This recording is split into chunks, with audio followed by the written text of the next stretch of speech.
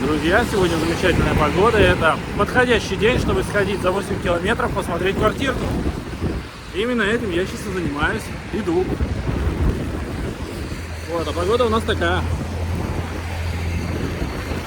А мы приехали заселяться в нашу новую квартирку. А, ты вывезешь. Давай. Давай. Маська молодец какая.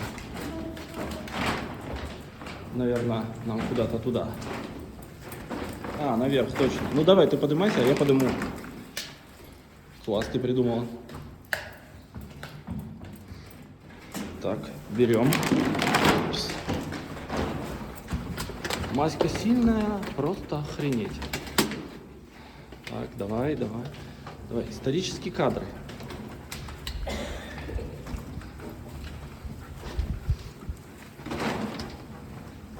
Видишь свет в конце тоннеля?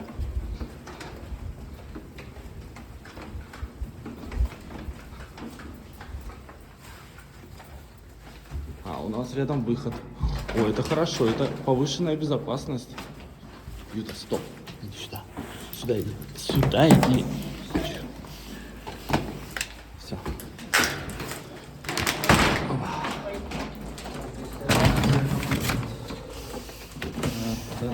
Hello. Ну вот сейчас реально ощущаю, что шкура это самое важное приобретение. Юта, не надо, там нет блох. А вдруг? Наш будущий водитель трака делает домашку. Расскажи, пожалуйста, про школу. Так, буду рассказывать не про школу, а про то, как начать учиться учиться на трак-драйвера. В общем, еще тоже непривычное для меня слово.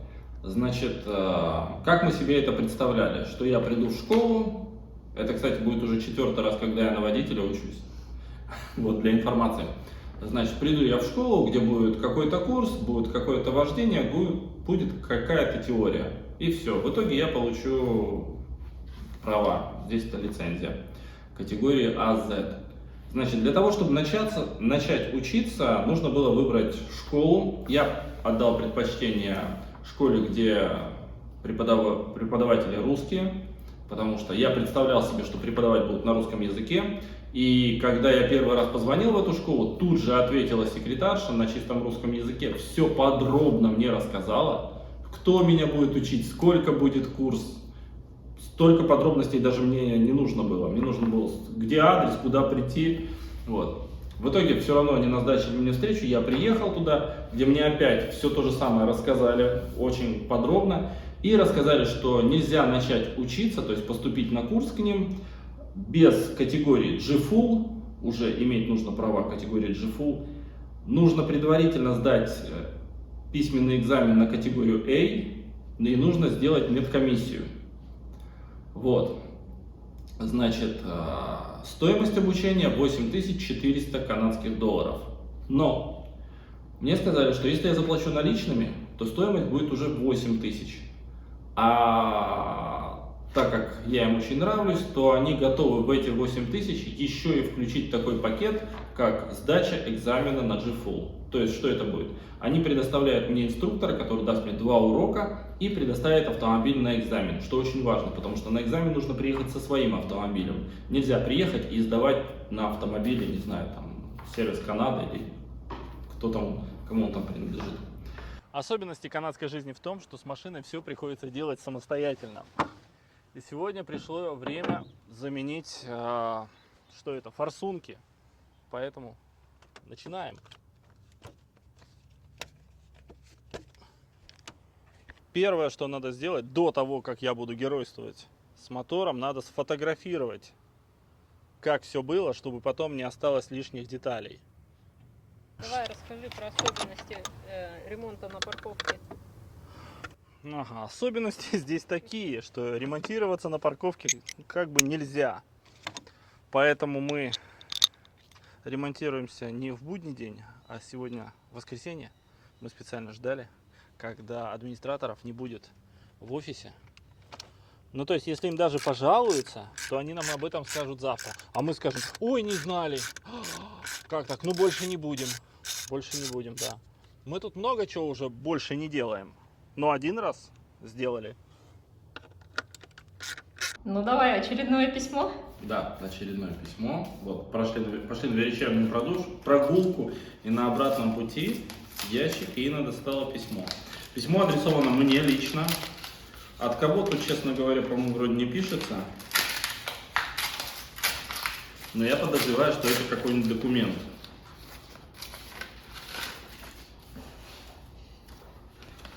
Да, так и есть. Это новые права. Я не знаю, что тут можно показывать, что нельзя показывать. Так что вот полноценный G-Full. Эх, ну опять же, они уже не совсем актуальны, потому что я уже сдал на категорию A и сдал на категорию Z, то есть теперь это должны быть GZ. Ну вот. Но зато это очень важно, потому что это полноценное удостоверение личности с фотографией, и его можно показывать везде, в банке, там, да где угодно, где нужно подтверждение личности.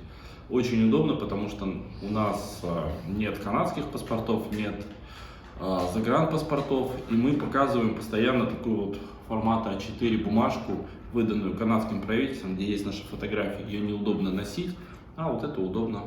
Хоп, и все. И всем понятно, эта бумажка, этот документ всем понятен. А вот бумажка формата А4 никому не понятна. Они всегда на нее смотрят, как баран на новые ворота, так разворачиваются, такая: это не паспорт, что это?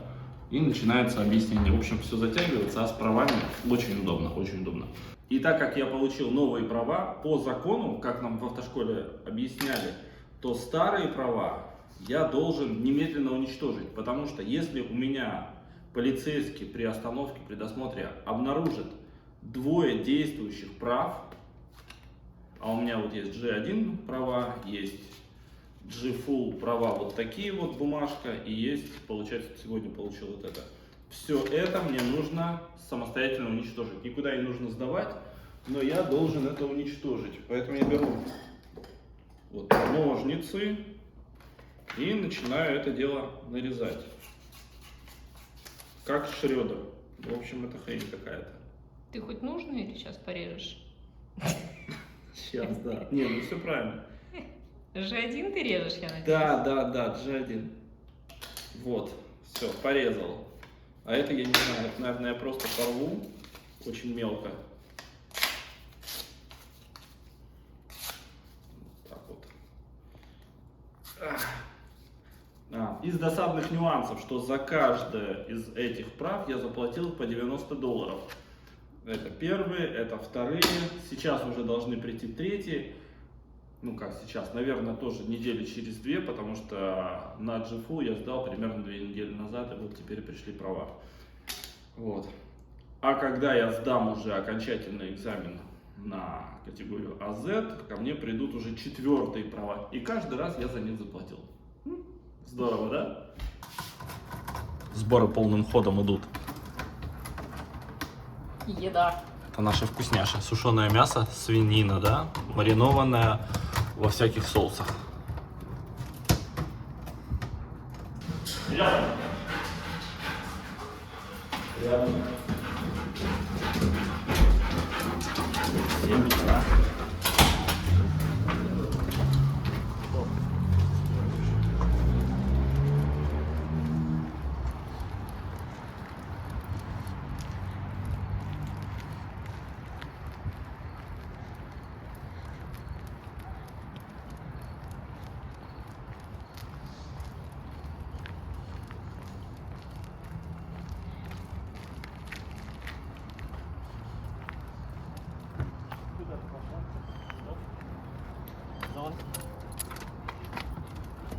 Стоп. Да стоп, говорю. Ну подожди ты. Даю, да что? Переволновалась.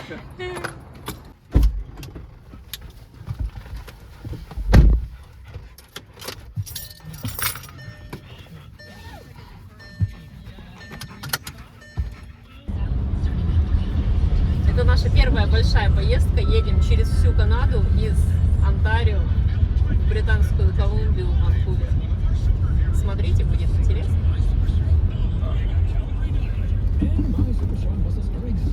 Ну и, конечно, две мохнатые папочки с нами.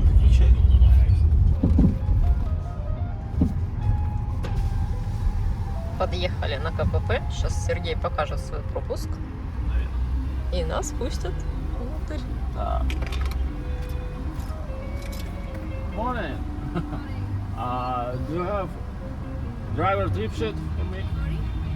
Driver trip schedule for me. 12:31. Yep.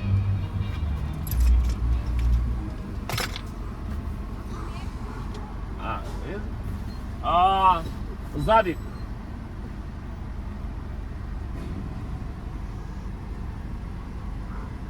You said 12:31, right? Yep. No? А пропуск отдали? Да, такой же. А, Так. а что ты спрашивал у нее? Я спрашивал, так сказать, полетное задание, но его нету. Это случалось уже в прошлый раз. Операторы почему-то не положили его сюда. Хотя сказали вчера, что положат. Или позавчера когда-то нам сказали. А без него что, ехать нельзя? Ну, я не знаю, во-первых, куда ехать. Не знаю, куда ехать, не знаю, с каким трейлером ехать. Ну ничего, сейчас сходим к операторам прям и положим. К этим ленивым Жопом. жопам. Ленивым жопам. Так, а сейчас что, мы будем искать твой трак? Да, сейчас мы будем искать мой трак. Я очень надеюсь, что он именно там, где я его оставил. Такое иногда случается, что он стоит именно там, где я оставил. Но вообще не всегда.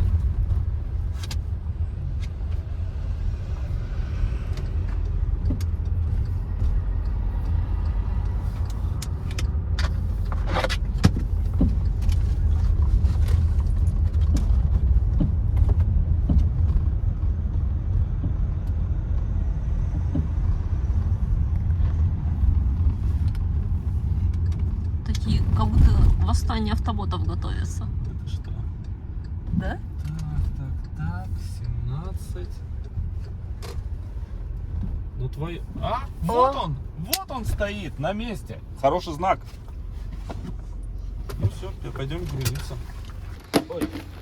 Сейчас Сергей будет грузить всю нашу поклажу. Мы как беженцы. Вещей очень много. У нас несколько пакетов с едой, И 2 велосипеда. 2 пакета с вещами, 2 велика, запасы диетической кока-колы.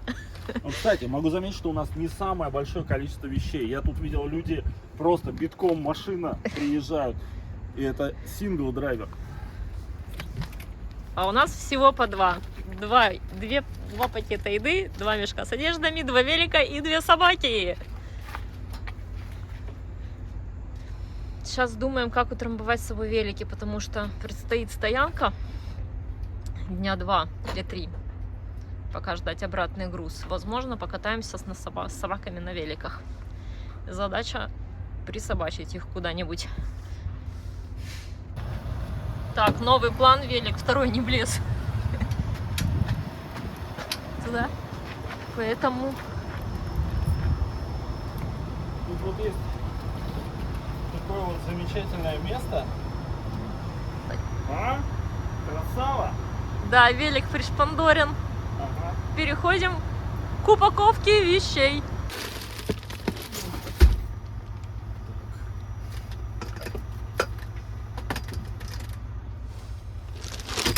Беженец с сумарями. Хорошо не с клетчатыми. Какая разница? Но это с Икеи, это престижно. Ах ты ж. Ну так-то да. Так-то да. Так, ну давай чуть-чуть убираемся. Давай, это вот здесь беспорядок такой. Вон у нас один велик вот там лежит. Странно, что второй не влез. Влезет. Места много так. Чуть-чуть меньше вот эти отсеки вот из-за вот этой штуки. Хельмет. Сейчас. Подожди. А тут у Сережки икебана. Это я готовил в прошлый раз для Инны специально. Нарезал Какие красивые. вот этих вот штук. Это, мы в детстве называли это камыш, но на самом деле это не камыш, это какая-то трава, но очень красивая. Вот, дарю, моя любимая. Спасибо. Спасибо. Можешь идти Спасибо, это выкинуть. так мило. А что, вот так если откусить, она такая... «Пф». Да. А дай ты покажешь на камеру. Ну не сейчас же, не здесь. Почему? Да ты охренела. А, да? Очень красивый. Как элемент бы декора мне на рабочее место очень бы, наверное, Я так и думал. красиво смотрелось. Я сюда потом оставлю, а потом разберем. Сейчас я... Да. Так, и теперь главные пассажиры. Это, естественно, собаки. Собаки уже ездили в трате. Уже была поездка. Первый раз Завик вообще не мог зайти. Сережка его затаскивал на руках. Посмотрим, что будет сейчас.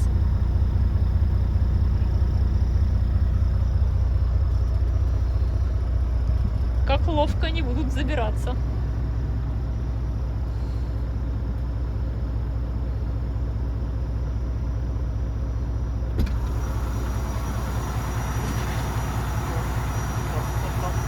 Юта, ап. Юточка. Давай, ап. Давай, ап. Юта. Она убежала. Юта, поехали! Завик! А? Завик. Давай, Завик! ап. Завик. Заглон! Завик, ап. Вон. Ша! Савка, на! Господи ты, боже мой. Залазь скорее. Ой, блядь. С каким желанием она. Без желания? Так, все, хоть я пойду уеду. Да. На газ там пару раз нажми. Ну просто чуть-чуть нажми и все. Ага. Один раз. Пассажиры готовы.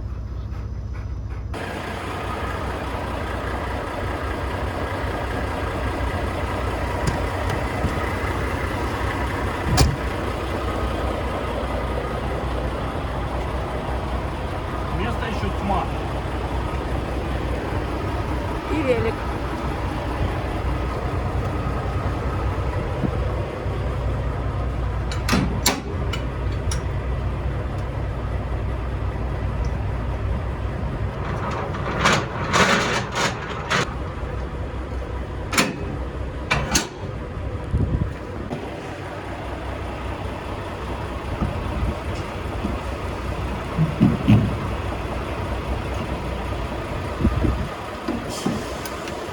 Ой, огонечек загорелся.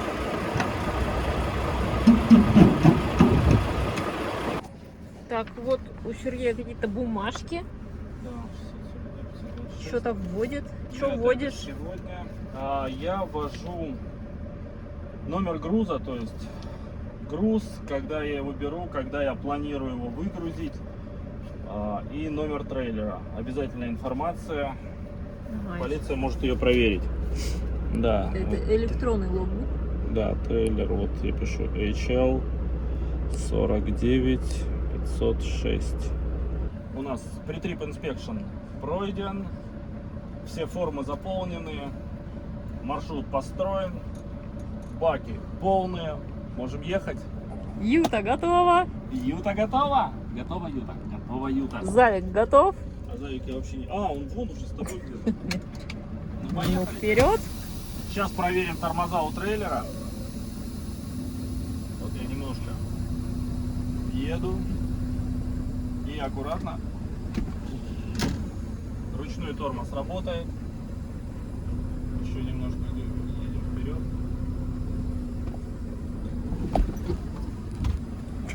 Обычный тормоз работает. Больше никаких проверок нет. Все. Едем. Штурман готов.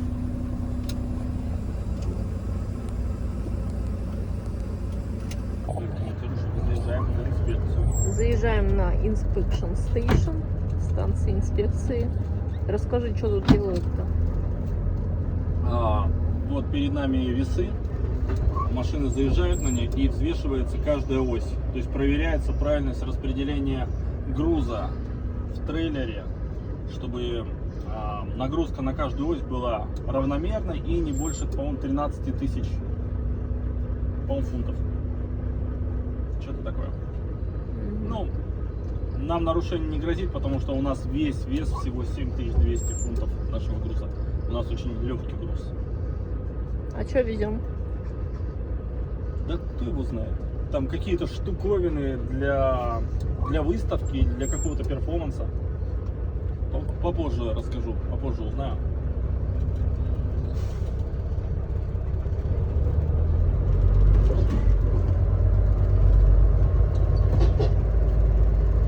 Вон, видишь, светофор, и там показывается, что нам делать. Сейчас двигаемся вперед.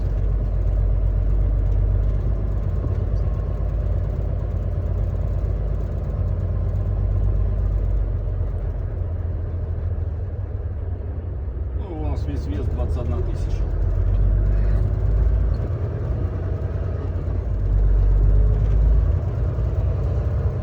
Собственно, все.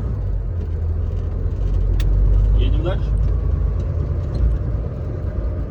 Если бы были какие-то нарушения, там бы сигнал загорелся стоп, и попросили бы вот отъехать в сторону и поправить груз. Ну как это делается? Задняя ось, она подвижна у трейлера, ее сдвигают вперед или назад в зависимости от необходимости.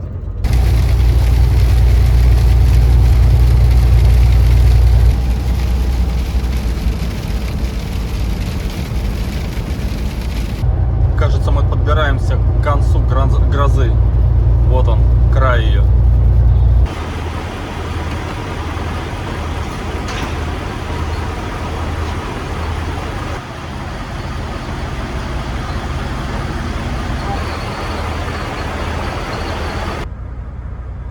Юд, куда едешь?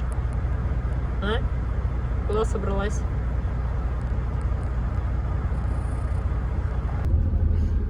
Баки полные, можно ехать дальше. Впереди еще 300 километров. И остановимся на ночевку. Место, кстати, очень хорошее. Но не факт, что там есть интернет. Небольшой отчет за вчера.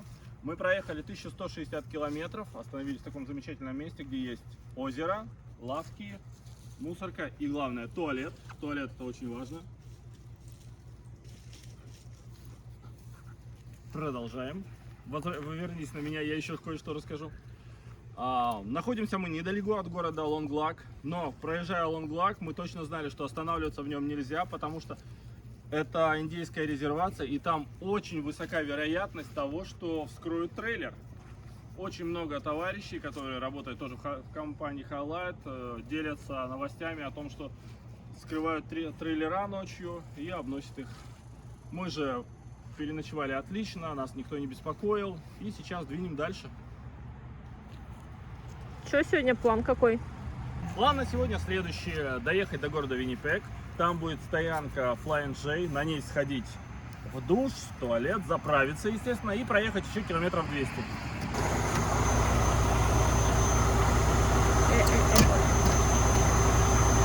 Давай, ап, давай, давай, давай, ап, давай, давай, ап.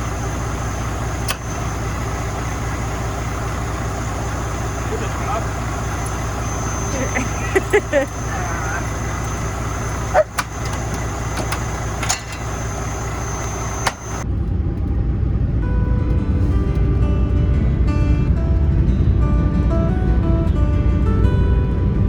Животное эмоциональной поддержки.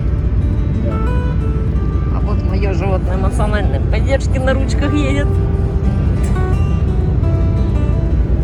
Вот, просто хорошо будет.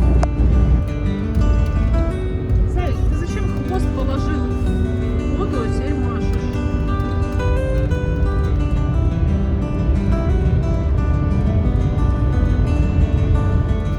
Самое любимое действие всех канадцев — Construction.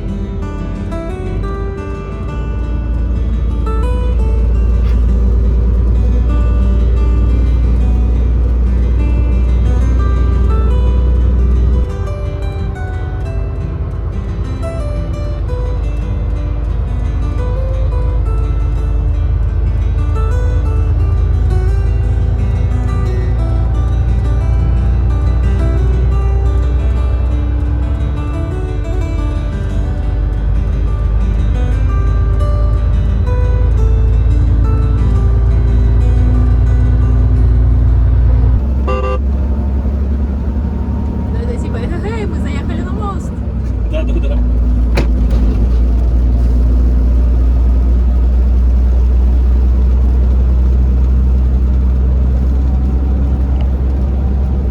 Мы проехали мост.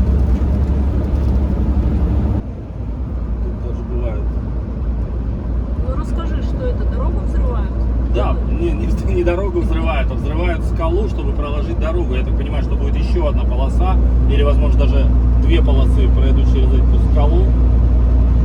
И вот это вот все регулярно взрывают. Здесь стоят знаки, осторожно, взрывы, идут взрывы и так далее. Работают карьерные огромные самосвалы. Все очень круто, глобально. Я такого раньше не видел.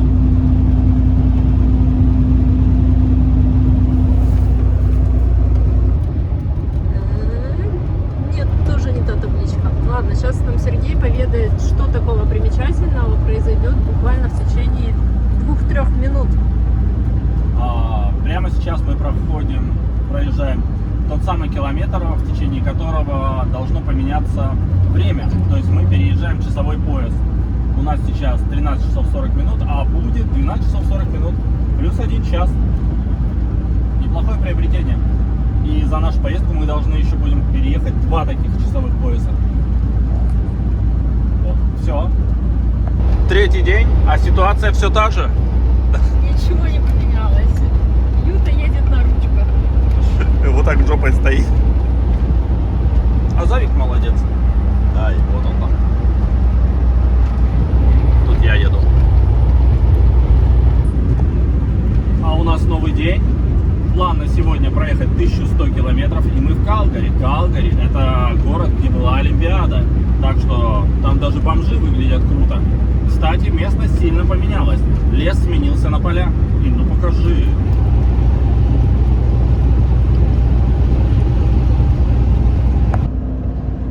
Мне кажется, на МНД. И теперь туда, смотри, ну просто чудовище какое-то.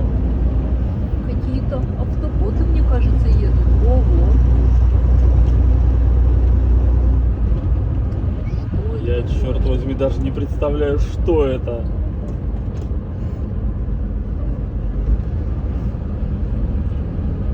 Вот это вандервафля. 2. Вторая такая-то.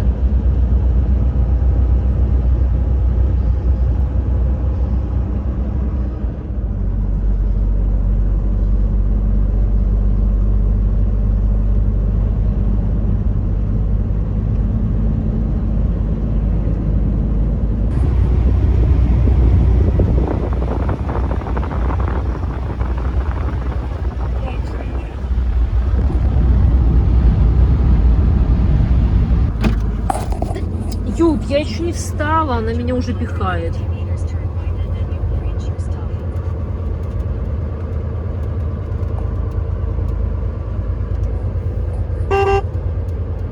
Эти уже ждут. Уже вдвоем в одно окно смотрят.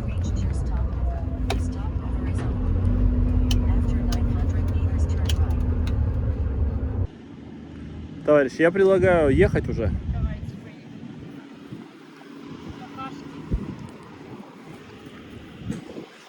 Что ты не вовремя говоришь?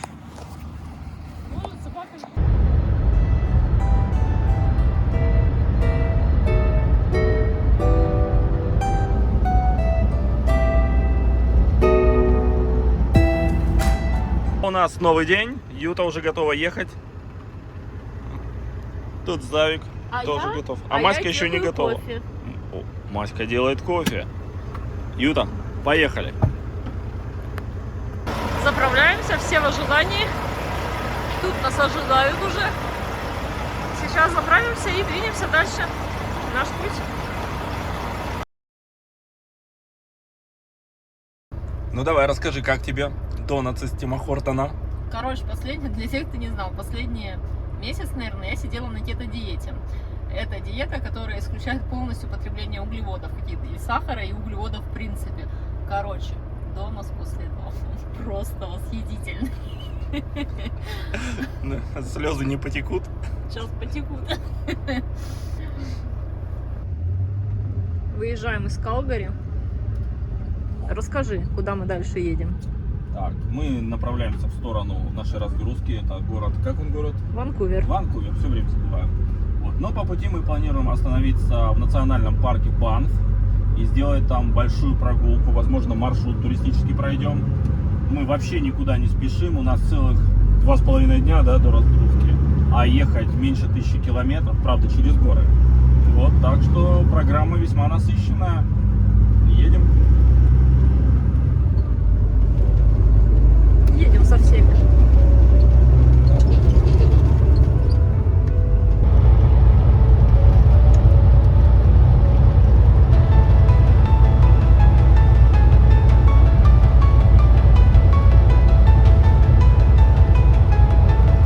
Впечатляешься? Продолжаем.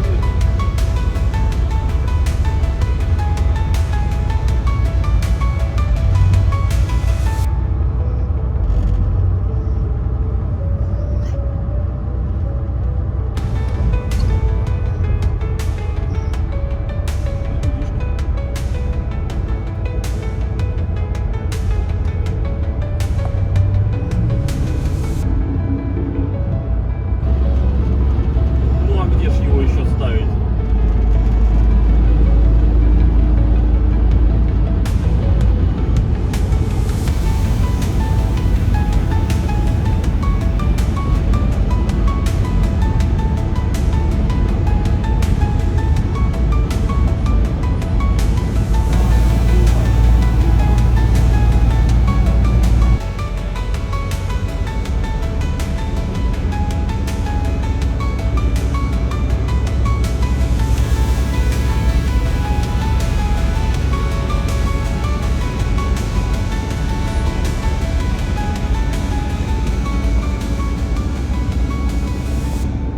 Да, говори.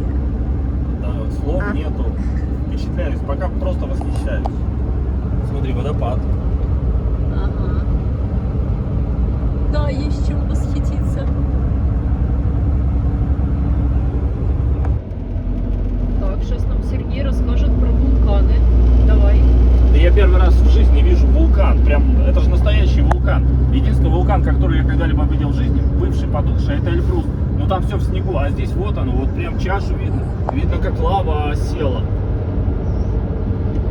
Прям охренеть можно. Ребят, смотрите, это тоннель. И он не для машин, это мост для животных, чтобы переходить с одной части на другую. Не через дорогу.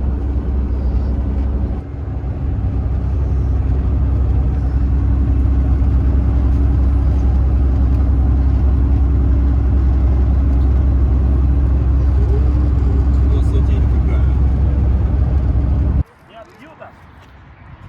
Дай, пошли туда. Да. Там еще одна собака у нас идет внизу.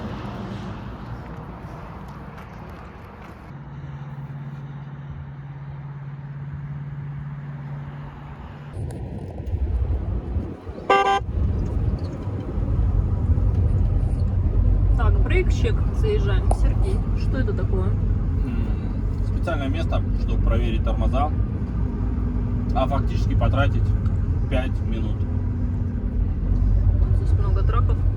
Все траки обязательно заезжают на все чек-брейки. Сейчас мы заехали, вот мы заехали. Останавливаемся. Вот, остановились. Включили нейтралку.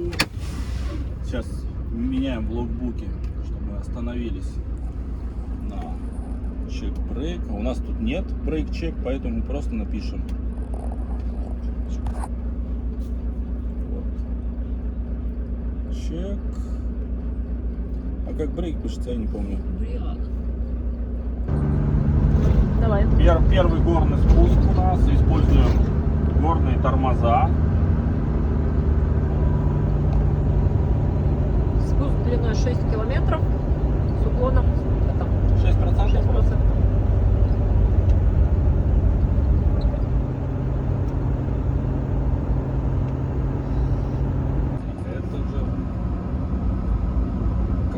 шикардятина. Визуальное наслаждение. Ни один художник не способен такое воссоздать или придумать. Я еще много всякой херни могу наговорить. Способный. Второй спуск. Мы сделали чек-брейк. Включили горный тормоз. Ты смотри, какой проезд. Это же просто умопомрачительно.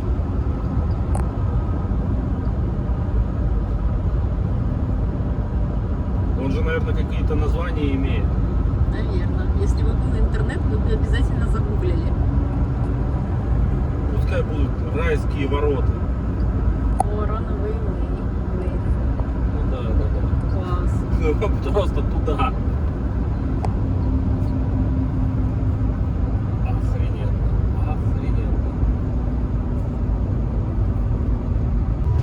Сначала меня. Любимое развлечение всех канадских строителей — Construction. 50 километров в час. Чудо.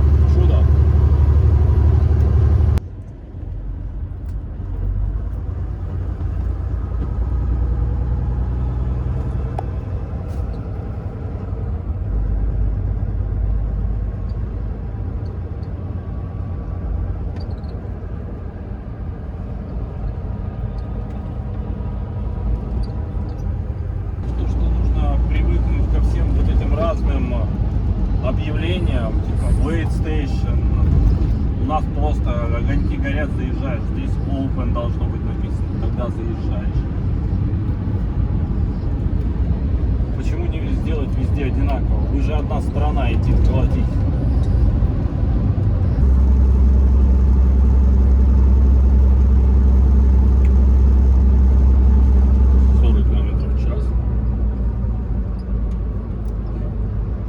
Тра-та-та, тра-та-та.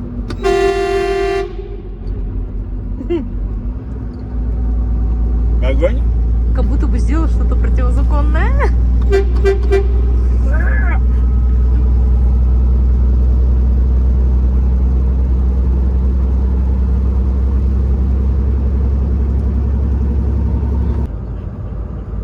Ты видишь, какие там водопады? Ага. Ну, это с ледника падает. То есть я понимаю также, вот это вот перед нами, вот это серое, это ледник. Ну да. Ничего себе. У нас очередной брейкчек. Третий по счету. Всего вроде как их 5 должно быть. До меня дошел слух, что их 5. Но это не точно.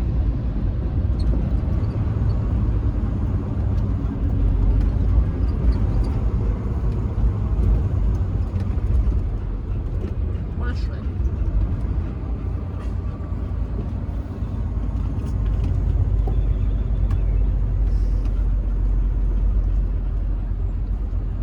Там он какой-то danger. О, ничего себе. Остановился на очередной брейк-чек. И так удачно, говорят, здесь есть водопад. Идем смотреть водопад. Вон там уже собаки с сыной полезли. Действительно, водопад. Самый настоящий.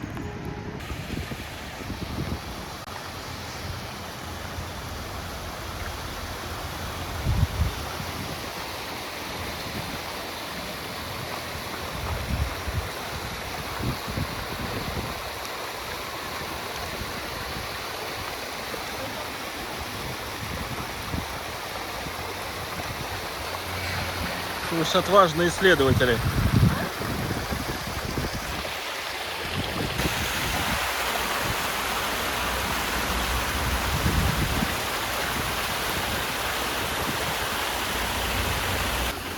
А пока машина на чек-брейке, у нас пит-стоп. У нас и у собак. Вот это сын надо было, лапки помочить в холодной воде.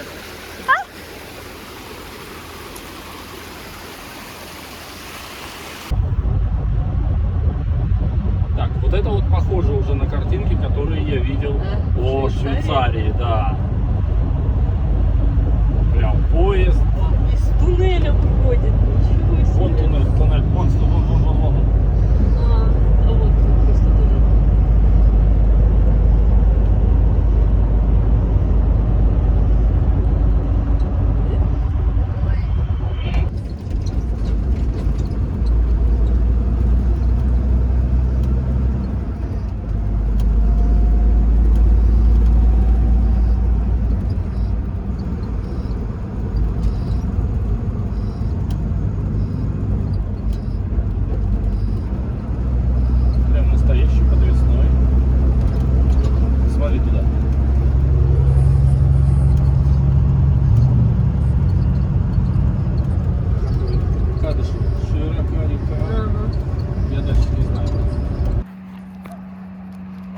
остановились на заправке в городе Каноэ. Заправляться мы не будем, но мы идем на пляж смотреть на озеро. Здесь пахнет деревом. Это очень прикольно. И Завод. наш знакомый обещает, что здесь есть пляж для собак и красивый вид на озеро. Идем смотреть.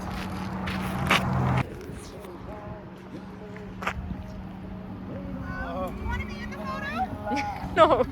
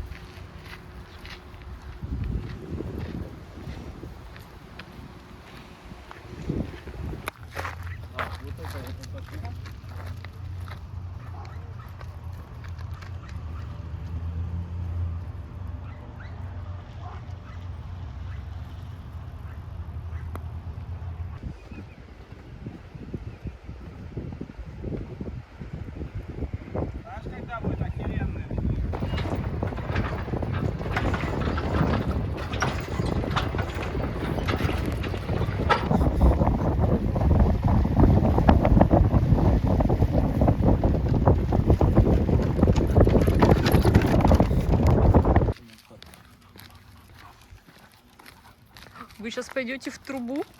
Да, мы пойдем в трубу.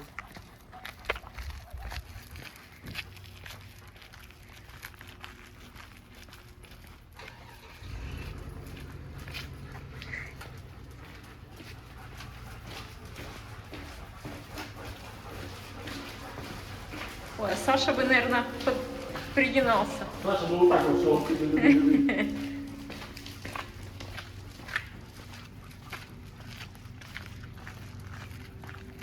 Ой, красиво.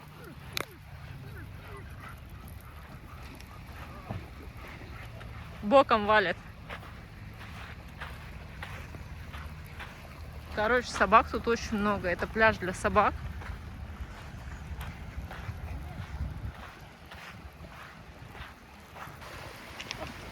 Ютяш! Юта, Юта, Юта, Юта! Все, бананы в ушах ни хрена не слышат. А мы сейчас будем уходить, и они пойдут за нами. Мгм.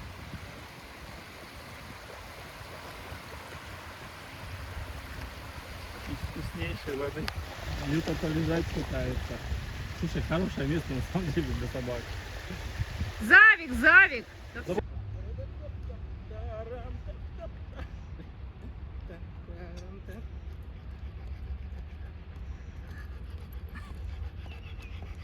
Оп, и смертельный номер.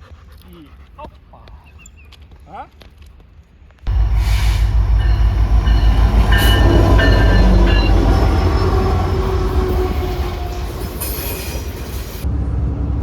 Что-то масштабно, видимо, горит. Очень далеко и очень масштабно. Видимо, леса на американской стороне. Наверное.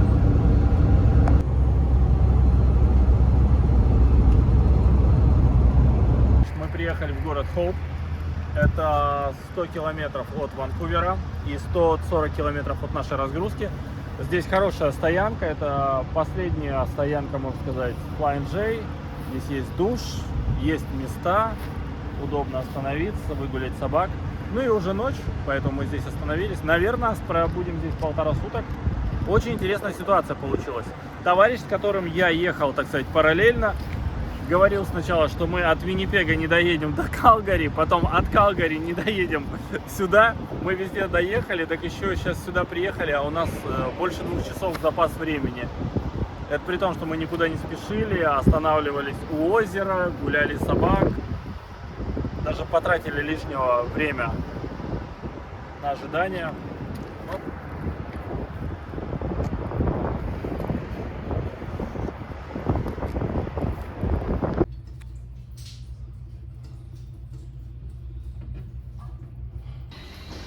Ну и как себя чувствует чистый человек? Отлично, отлично, как делает человек. В общем, система такая. На заправках Flying J надо заправляться на 50 галлонов. Я не знаю, сколько это в литрах.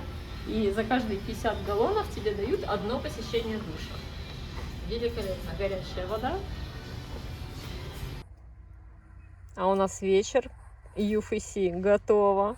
Собаки наетые, нагуленные. Сережка готовит ужин. Авокадо. Потому что это полезно. Жена так говорит. А я с ней никогда не спорю. Никогда не спорю с ней. Потому что нет никакого смысла. И небольшой еще экскурс давайте по нашей кухне. У нас вот есть микроволновка, у нас есть холодильник. Холодильник, он холодит.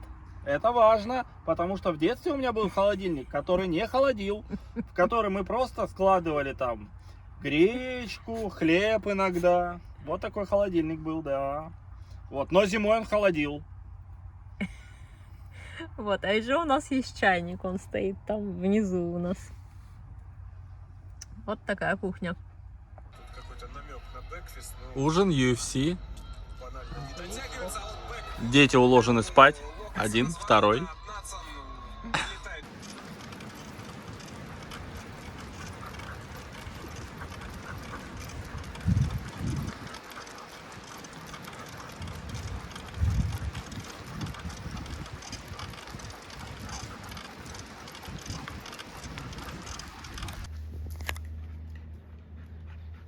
Давай, беги.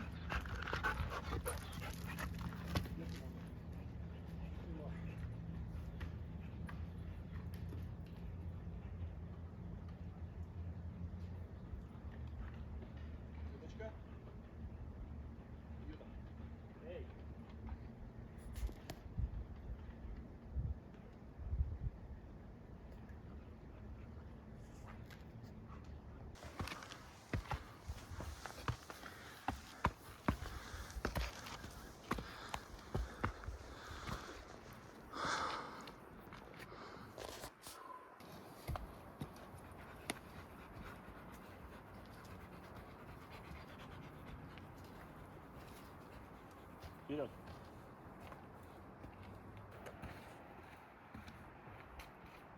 О, какая красота! Никогда мои глаза не видели ничего подобного и вряд ли увидят. Завулон, запечатлей этот момент. Что ты жопой стоишь? Кто как впечатляет? Ну ладно. А вот и Юточка за мяском пришла. Веточка, Зайк, что ты щелкунчик такой? Все, идемте вниз.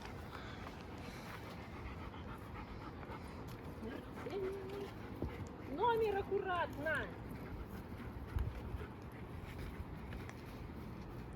Вот Зайк, он меня обходит аккуратно, а Юта опять чуть не снесла. У вас с ней конкуренция. Какая конкуренция? Я ее кормлю. За меня. Я ее кормлю. А я ее люблю.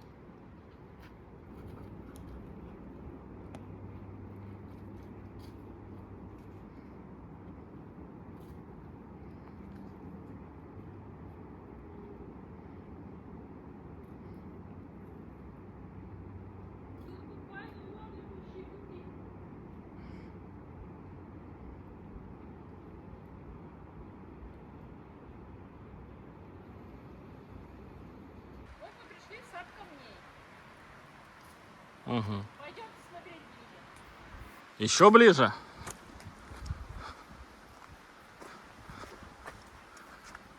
Ну, просто камни навалены. Смотри, как сняло, как с ковром дерево. А, да, вижу. Ой, чудо.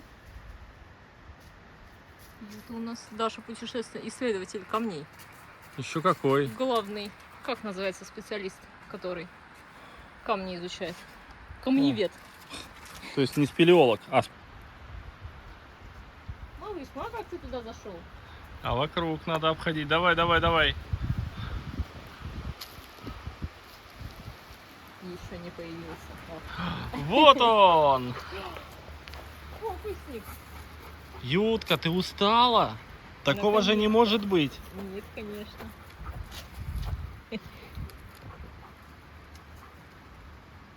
Папоротниковые псы. Побежали. Инна, расскажи, что тебя больше всего впечатлило в сегодняшнем дне. Виды очень красивые. Тут горы, вот такие вот леса, папоротники. Но больше всего, конечно, меня впечатляет то, что мы приехали в охереннейшее место с невероятными видами. Ходим, гуляем, собак в речке горной. Это прям с гор, с ледников течет. Мы купаем, а платит за все это Highlight. Причем не просто оплачивает все, а еще и доплачивает денег. Это вообще, это что-то невероятное. Самый кусок выбрал, где я буду как бегемот. Не что, где я там красиво шла. Пожалуйста, не срезайте. Не срезать. Вниз? Туда не прыгать. Вниз падать нельзя вот так. Но если падаешь, то тихо. Давай. Показываем по дороге.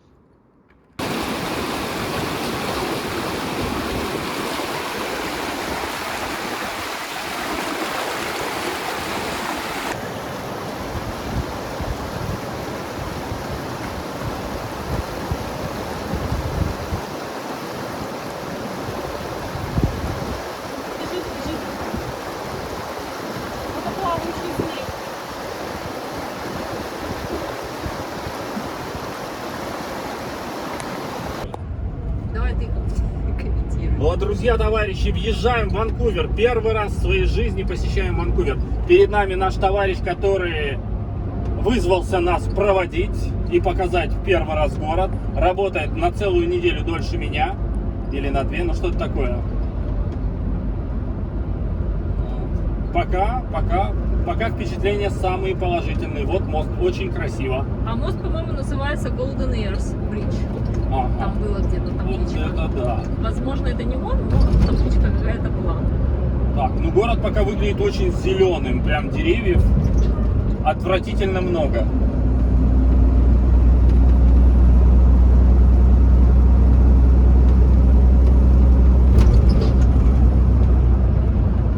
А? Как Крымский мост нынче выглядит?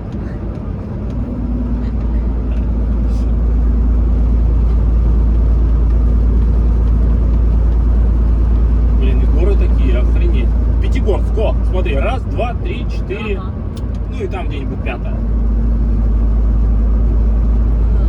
Вот, смотри, тут плоты эти везут. Вот, сними их обязательно. Это ж вот оно, связанные деревья.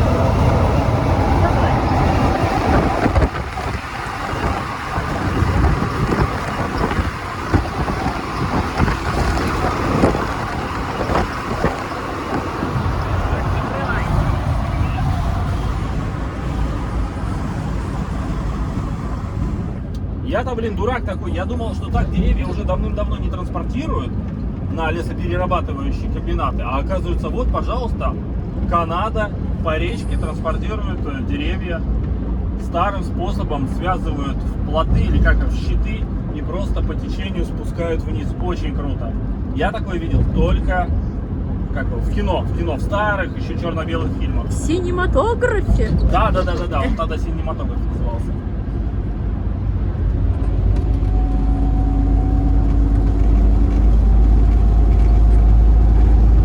Красивая развязка. Так, а что у нас тут? 90. А почему мы так быстро едем? Это же неправильно. Ты меня снимаешь, да? Да. Ага. Значит, едем на разгрузку в Ванкувере. Уже едем по городу. Едем, честно говоря, в таком месте, что мне кажется, сюда не должны ездить грузовые автомобили. Разгружаться будем в выставочном центре. Очень интересная разгрузка будет, потому что это не обычные гейты, вот как обычно подъезжаешь просто задом к зданию, паркуешься и все, тебя разгружают. А здесь мы будем заезжать через тоннель под здание и там разгружаться. Как это будет выглядеть, пока не знаю. Чисто так общая информация. Сейчас все увидим. Давай покажи, где мы едем. Такой весьма оживленный район, очень много пешеходов, машин, троллейбусов. Очень низко троллейбусные линии. Да, весьма низко.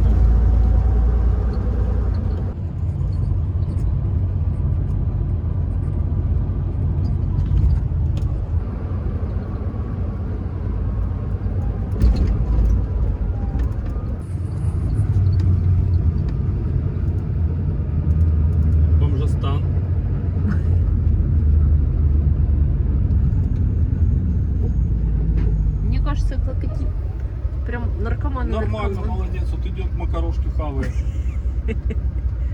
Какой-то бомжикистан. Бомжикистан, да. Huge camp. Ну, типа, да, ночлежка, наверное. Может быть. Стой, человек Я вижу человека, да? идет.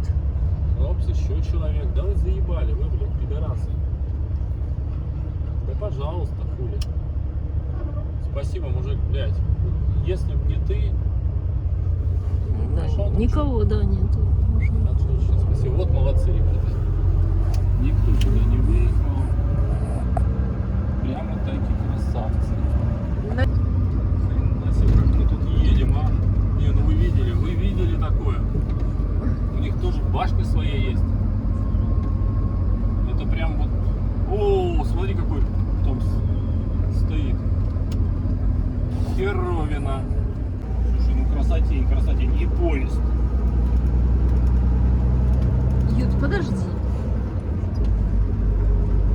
Так, и что, он предлагает тут потусить? Мне кажется, он просто ждал тебя. Не, мне кажется, А, он прям предлагает потусить тут. типа рано приехали? Да, типа рано. Да, расскажи. Доехали в порт, вот здесь вот совсем недалеко, это выставочный центр, где мы должны разгружаться. Но мы приехали на 40 минут раньше разгрузки запланированы, поэтому, вероятно, наш товарищ решил подождать. Сейчас мы его наберем и спросим, что он. Смотрите, офис Microsoft.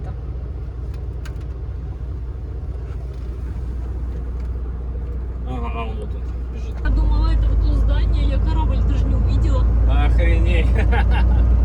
Забавная хоть коты.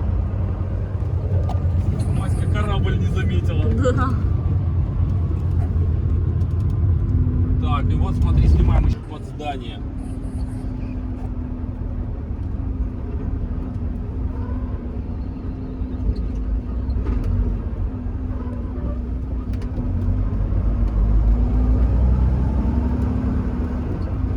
Норвегия Джевел. Жемчужина Норвегии, типа драгоценность Норвегии. Да. Yes. Так, что же мы тут будем? Максимум клиренс 4,5 метра. Так, ну что ж, мы заехали под здание. Очень хорошо, у нас несколько человек тоже наших едет впереди, поэтому мы просто едем со всеми. Нам не нужно в голову включать, что тут делать, как тут делать. Мы команда, часть команды, часть корабля. Хайлайты. Да, можно просто тупить. Все так интересно, куда заехали, да, непонятно. Юта, мне 5 минут надо на восстановление. Ты мне прям на яйцо наступила. Ага, Я в полном восторге. ну, хорошая вещь. Да. Ну посмотрим, как сейчас парковаться будем.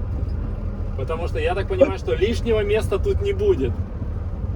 Нет, да видят, поставить по Европе. О, Давай. Андрей, слушай, наверное, надо прекращать разговаривать, потому что связь пропадает совсем. Ты у меня сейчас как робот Вертер говоришь. Давай я тебе попозже Ну, перезвоню. странно, потому что как бы я в городе. Ну, а я под зданием, поэтому это, видать, у меня что-то плохое. А, все, давай, пока тогда. Давай. Ой, смотри, крылья сушат. Так, вот такую вот штуку мы привезли, что бы это ни было. Совершенно непонятно. Сейчас будем разгружаться. Там вот товарищи наши уже разгружаются. У нас целых 4 машины.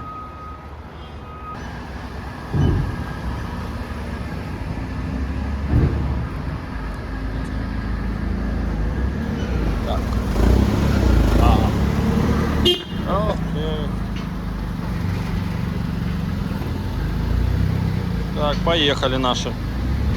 А парковка сюда, ребят, выглядит вот так.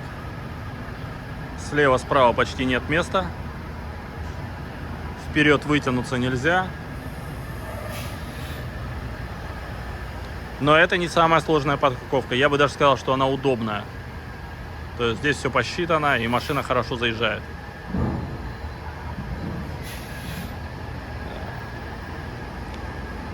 Вот отбойник. Раз отбойник, два отбойник.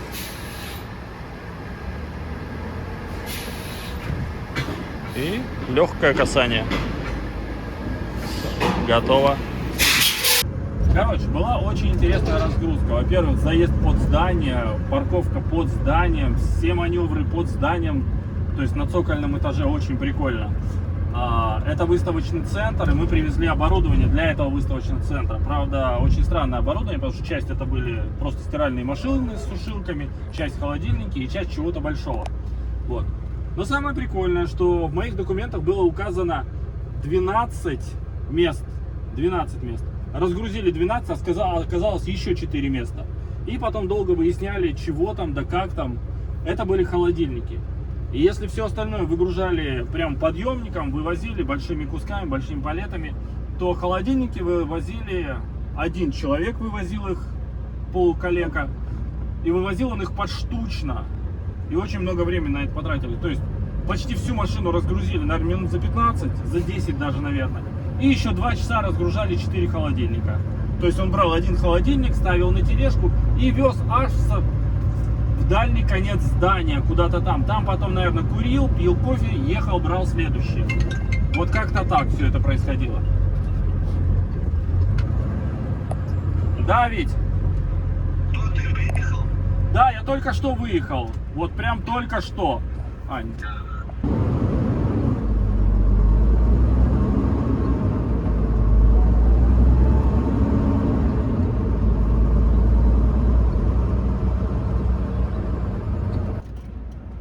Людишки. Тетка идет. Опасная тетка идет. Старается. Да все правильно. Молодец. Поддержим ее аплодисментами.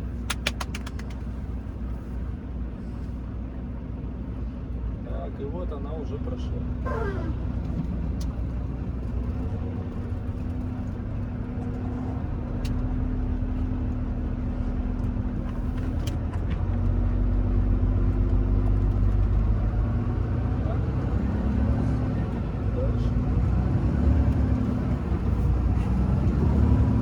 Кто-то жалуется, когда нужно ездить по городу и много маневрировать, а мне наоборот нравится.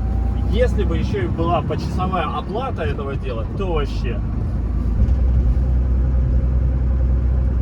Ребят, можете честно сказать, кто перданул?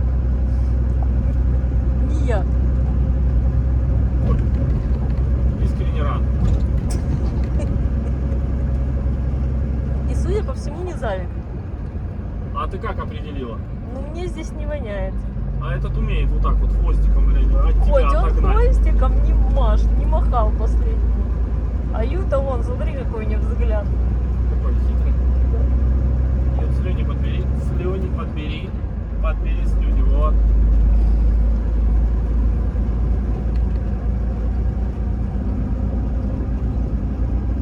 В общем, что, мы разгрузились, но обратного груза пока не получили. В итоге вынуждены были ехать искать трак-стоп. Один трак-стоп был полностью забит. Мы остановились на Весовой. Припарковались там 2 машинами. Сегодня груза сказали точно не будет. Может быть, повезет и будет завтра. Поэтому ради развлечения, времени еще много. Нашли ближайший Walmart. Он находится от нас в 7 километрах. Собственно, взяли 2 велика, поехали в магазин. Вот так мы развлекаемся. А мы ехали, и дорога вот в такое превратилась. И тебе с другой стороны надо идти. Потому что идти надо по железу. И этот человек, который говорит, что я нормально из дома не могу выйти, там не упав, не разложиться, а привез меня на такую. Езжай, говорит, родная. Все, давай, налево. Все будет окей. Давай, Сильно уходи в закат. В меня верит. Проехали 7 километров на велосипедах по пересеченке и решили, что мы достойны Конечно, бургера. Конечно, мы проголодались, пока ехали сюда 4 академии. Сейчас пойдем в Walmart. Наше очередное приключение. С самого утра мы заняты исследованием Ванкуверского парка. Он находится всего в 200 метрах от места нашей стоянки. Вот, сохранен в диком состоянии. То есть Он заросший, поваленные деревья, ничего из этого не убрано. Единственный признак наличия человека — это вот эта дорожка, которая... Ах, что ты там увидел? Продолжаем экскурсию по парку. Собаки энтузиазм не потеряли, тащат меня изо всех сил. Видите, как натянуто? Я упираюсь прям полностью, вот прям сильно упираюсь. Этого, может быть, не видно на камеру, но я прям упираюсь. Юта. Итак, у нас через 20 минут загрузка, вот мы на нее спешим уже. Pre-trip inspection пройден. Наслаждаемся последними видами Ванкувера, конкретно мостом.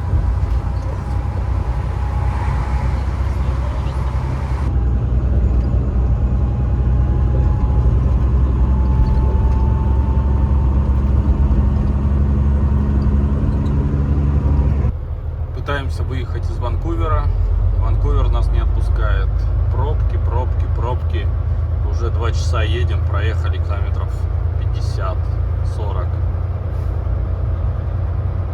Да, еще раз скажу.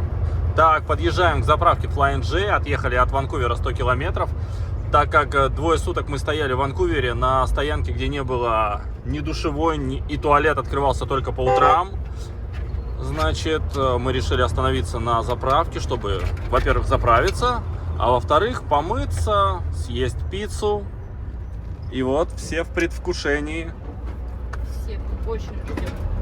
А вот товарищ из Хайлайта тоже стоит, видите, впереди. Ах. Классно рулить одной рукой, а второй снимать.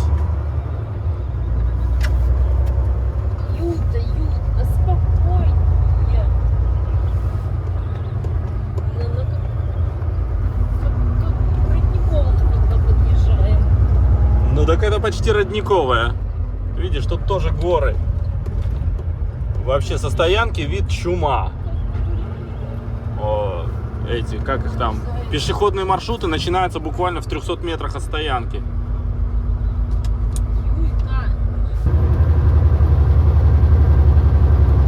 Кажется, что едем по ровной дороге, но тот факт, что круиз-контроль стоит на 104, а едем мы 54 км в час, и машина больше не тащит, говорит нам о крутом подъеме.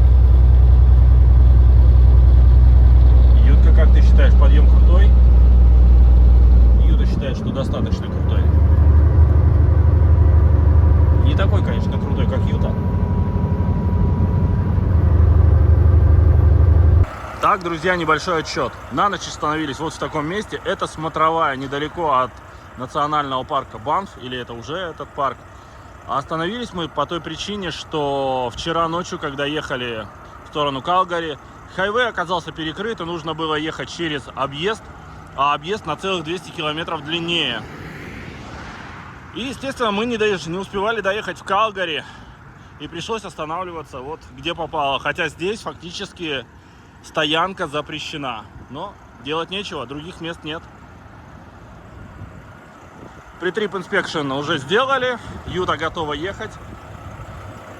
Она всегда себя воображает в роли водителя.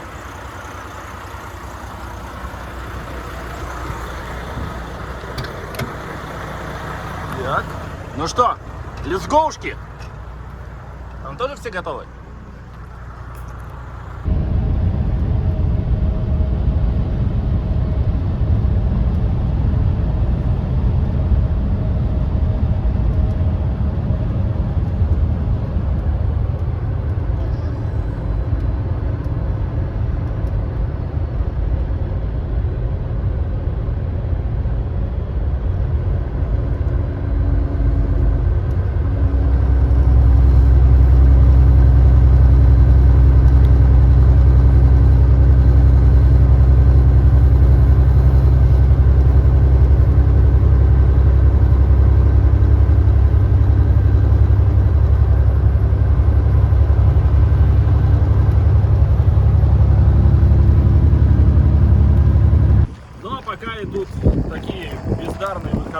Наши вынужденные выходные, мы их проводим так, что выгуливаем собак.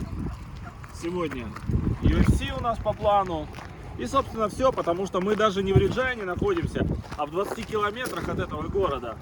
Так как именно здесь единственная приличная стоянка для траков, где есть душ, туалет и вообще можно трак поставить. Вот, собственно, и все. Нет работы, нет развлечений. Вот единственные два развлечения. Но они плохие, кстати. Они молодцы.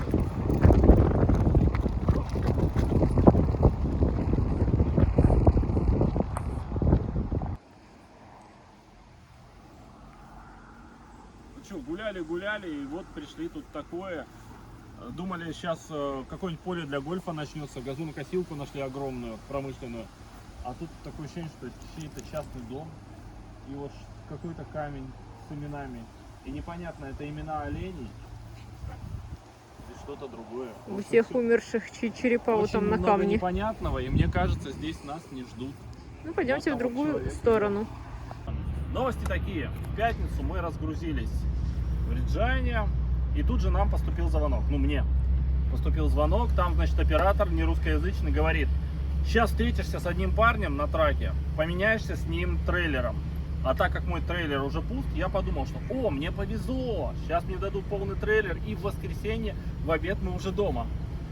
Нахожу этого парня, меняемся трейлерами, подхожу к нему, спрашиваю: а где документы? Он говорит: а не надо документы, он же пустой. И зачем это нужно было, зачем мы менялись трейлерами, непонятно. В общем, мы опять на стоянке и стоим до понедельника. 3 дня просто так ничего не делать. Вот такие новости. Highlight — лучшая компания в мире. Ну и, естественно, мы не сидим в траке, а поехали кататься на велосипедах.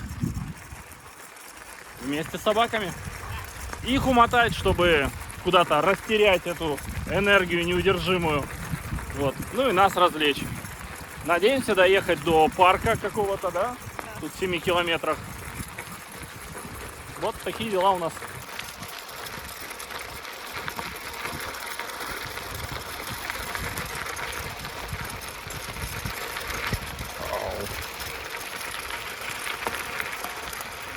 Проехали из 7-километрового пути только туда 5 километров, уже упахали собак.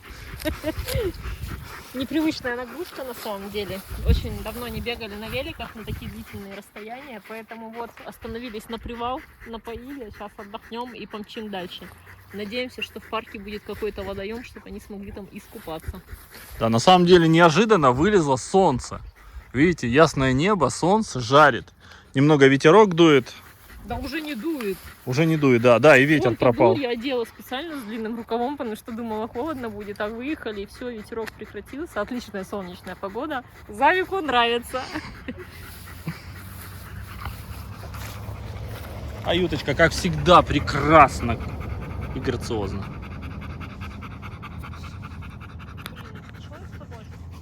У нас снова привал. Снова на том же месте. Привалились все. Все накидала. Хорошие новости. Мы сидим в Бургер Кинге, это уже хорошо. Но на самом деле мы получили груз. Загрузка у нас 3 часа пополудни. И потом едем в родной Онтарио, недалеко от Торонто. Ну как недалеко от Торонто? Там, по-моему, километров 150 от Торонто разгрузка в четверг. Но, может быть, нам не обязательно будет ехать на разгрузку. Так что... Да, я всегда радуюсь, когда получаю груз. Странное чувство. Дают возможность поработать. Я так рад. Сейчас поедем зарабатывать денежки. Денежки. Да. Дай. Мы команда, нам выдали по шлему, по очкам. Грозились выдать еще сейфти-бут, но я сказал, что у нас есть. У нас есть одна пара, ну по одному на двоих, так что у каждого есть. Вот, но шлемы-то дали. В общем, прикольно. Мы приехали раньше, чем нужно, и нам нужно будет подождать. Еще 2 человека впереди нас по очереди. Ну ничего страшного.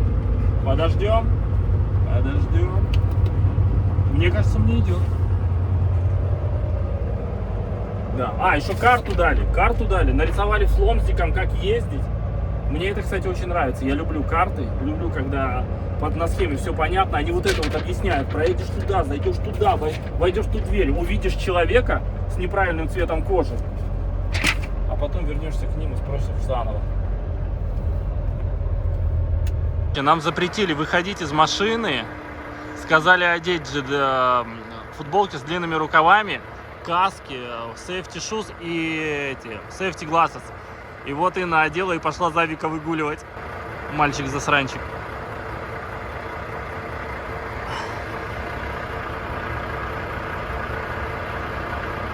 У нее даже пакеты оранжевого цвета.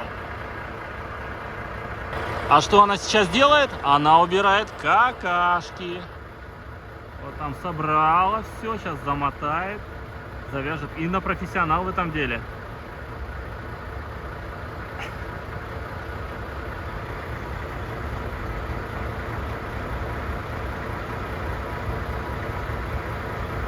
Инна, в этом костюме ты выглядишь так, как будто занимаешься этим за деньги. Что-то, видимо, нам неправильный план нарисовала женщина на проходной. Нас не так, пустили. И что, мне прям вот сюда вот, да, получается, да? По дороге прямо. Ну ладно. Сворачиваем. Нет, она, может быть, и правильно нарисовала, только немножко неправильный план сам по себе. Сам по себе план слегка неверный. Расскажи, что сидим, ждем? Сидим, ждем, когда нам откроют двери, потому что нам нельзя выходить из машины. Должен какой-то рабочий подойти, открыть двери, зафиксировать их, и я должен сдать назад. Как я понял, то, что мне объясняли. Но всегда есть шанс, что я неправильно понял. Вот.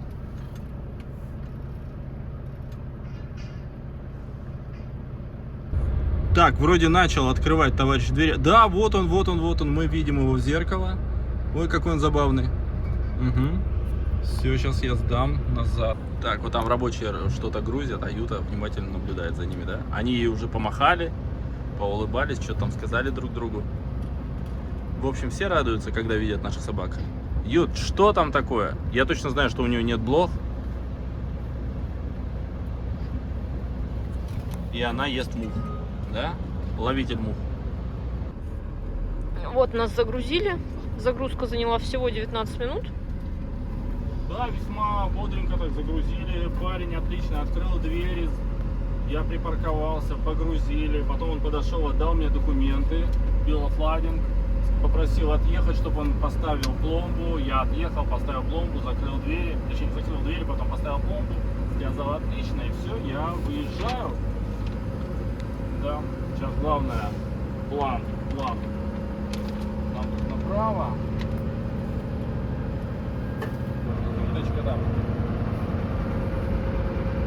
Скорость движения по территории максимум 20 км в час. Поэтому мы не превышаем. Юта следит за мной, да? Ты за мной следишь? У нас осталось 9,5 часов вождения на этой смене, а нам нужно доехать до Виннипега. До Виннипега, по-моему, километров 600. Подъезжаем к проездной, надо будет отдать сейчас все вещи, которые нам давали. Это каски, очки и бейджики. Не знаю, может быть, это будут сувениры. А может быть и нет.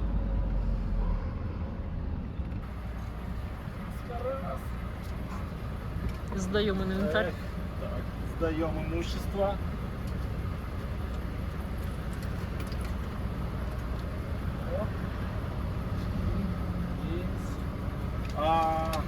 This now our paperwork. No, I don't need that. You know that. Let's go now. This only for me. Okay. Thank you. Have a good day. Остановились опять на тракстопе, чтобы выгулять собак, потому что что-то Завика нашего слабит. Он пока грузились, приходилось с ним выходить 2 раза, он там дрыстал слегка. Это опять Флэнджей. Но мы тоже сходим сейчас в туалет, там помоем посуду и выдвинемся дальше. Осталось чуть больше 8 часов на то, чтобы ехать сегодня. Нужно успеть доехать до Виннипега, и тогда через 2,5 дня, ну сегодня полдня, еще 2 дня, мы будем дома. Ют, пошли уже, давайте делайте свои дела и едем дальше. В общем, очень спешим. у нас впереди 2700 километров, и нужно быть к среде. Сегодня понедельник. Это было бы легко, на самом деле, доехать за 3 дня. 2700 это очень легко, не напрягаясь. Если бы у нас был сегодня целый день, а уже сколько? 6 часов вечера. То есть сегодня нам нужно проехать еще где-то 600-700 километров. И тогда в среду к вечеру мы будем дома. В общем, надо спешить. Осталось сегодня всего 8 часов для того, чтобы ехать. Мы просрали кучу времени на загрузке. То есть нужно понимать, что из 16-часовой смены у нас 2 часа на отдых, час на якобы загрузку, разгрузку и там всякие рабочие дела. Но когда это время заканчивается, тратится время, которое предполагается на вождение автомобиля. Вот, мы можем ехать, да? Вот, собственно, о чем же я? О том, что мы потратили кучу времени. Сколько? 5 часов потрачено. 5. И осталось всего 8. А надо проехать 600-700 километров. В общем, будем очень сильно спешить. Опять же, не очень хочется ехать в темноте. Но можно. Здесь дорога хорошая. Это что у нас? Саскачеван. Потом будет Манитоба. То есть сегодня проезжаем Саскачеван и часть Манитобы. Это хорошие штаты, по ним очень удобно ехать. Ограничение 110 км в час или 105, не помню, что-то такое. В общем, все будет хорошо, надеюсь.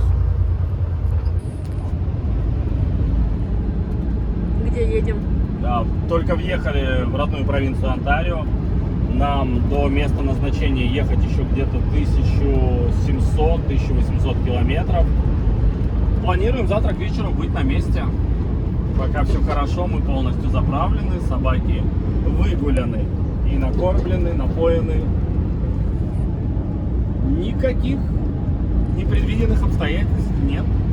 Все как-то по плану. Аж неинтересно.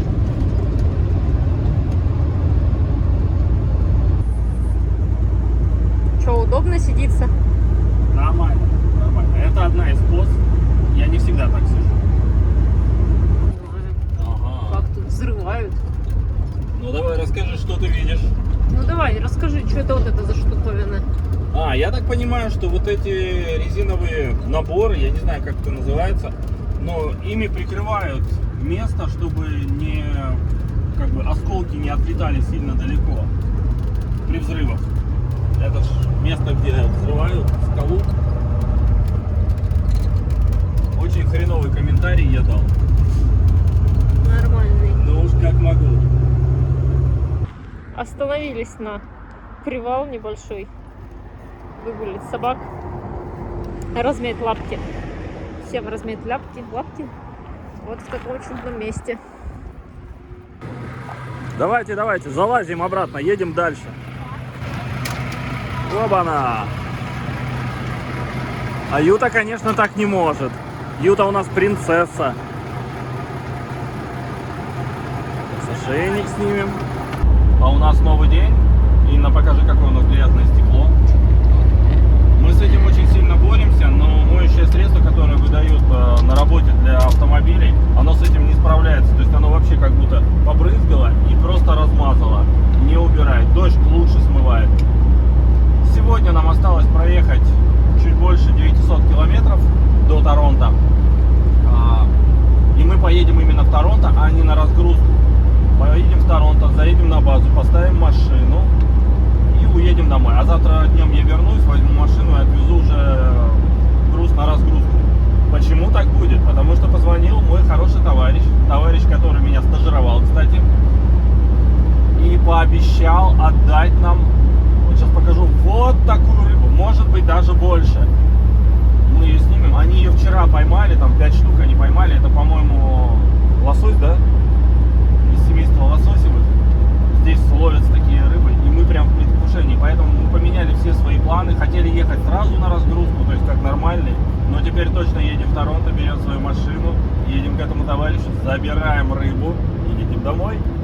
Капли своего эликсира, и ей, как и другим, пришел конец. «Бросьте сказки рассказывать», — сказал Шатурано.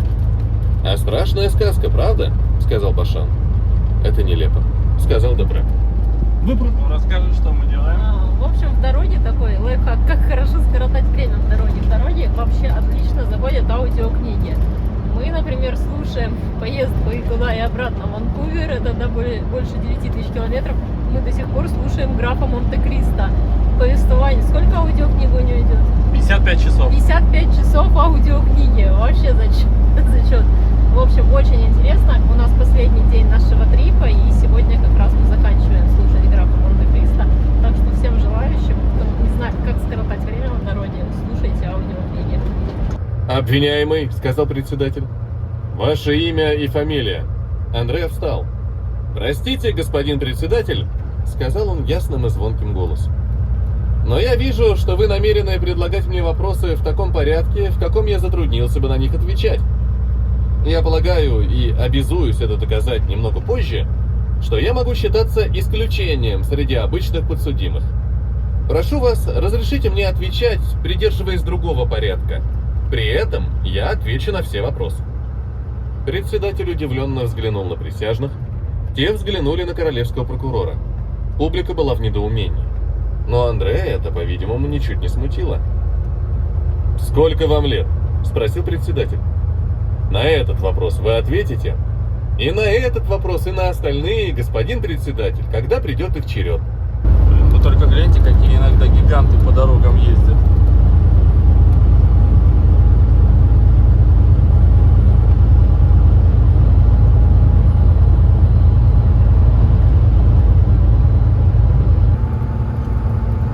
Эх, домой подъезжаем, домой. Ну как подъезжаем, еще где-то километров, по-моему, 300-400. А, это мое любимое место. Мне тут навигатор всегда говорит: поворачивай налево. Я тебе говорю, поворачивай налево. Потом говорит через 50 метров: поворачивай направо. Потом опять 50 метров и опять говорит: поворачивай направо. А потом через 50 метров: поворачивай налево. И возвращает меня прямо сюда, просто на следующий перекресток. Я уже раза 3 так ездил. Хорошая, правда, история? А я каждый раз попадаюсь на это. Сейчас посмотрим, опять он меня так поведет. Ну, знаете, как говорят, хочешь насмешить Бога, расскажи о своих планах. Так и мы вчера себе напридумывали, что мы пойдем домой, заберем рыбину у нашего товарища. Ничего не получилось, попали мы на трак-стоп, и вчера где-то в 9:30 остановились и ждем, когда закончится рестарт. На рестарт 8 часов, еще 6 минут. Сейчас время 5:33, и нам до места разгрузки чуть больше 200 километров. А разгрузка 8. Как вы видите, еще совершенно темно, поэтому ехать будем в такой темноте. Через 10-15 минут выезжаем.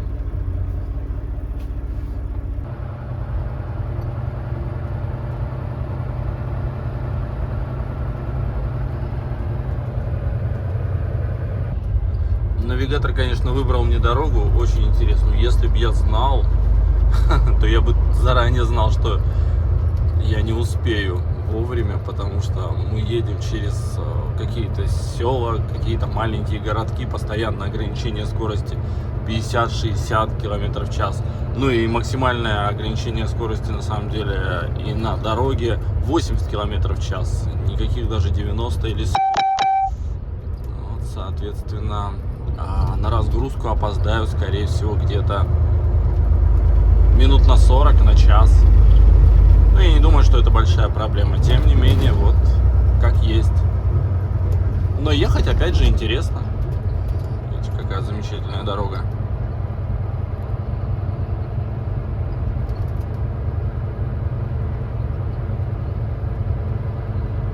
Тут вот Юта смотрит в окошко. Так, красота неописуемая. Расскажи, где мы едем. Не знаю, где-то едем по проселочной дороге. Да, поля, домики, очень много деревень. Едем не очень быстро, нам осталось 20 минут до разгрузки, а ехать еще примерно час. Так, наконец-то добрались до разгрузки. Здесь очень сложная система регистрации. Нужно сначала позвонить, потом вас пригласят. Я уже приготовил себя разгружаться. Открыл двери, проверяю груз. Сейчас там вот 2 трака стоят, один из них уедет, и я стану на его место разгружаться. Ну вот, я припарковался, зеленый свет горит, еще не начали разгрузку. Будем ждать. Здесь вот тоже сосед ждет, не русской национальности. И мы ждем. Ну давай, расскажи, что мы там Что у нас нового? А у нас все видео будут начинаться, ну давай расскажи. Нет, я потом это вырежу, и ты будешь просто рассказывать. Хороших новостей. Мы разгрузились. С грузом все в порядке. Нам поставили подпись на Bill of Lading. И сообщили, что следующий груз у нас будет в Китченере. Правда, пока неизвестно какой. Сказали просто двигаться.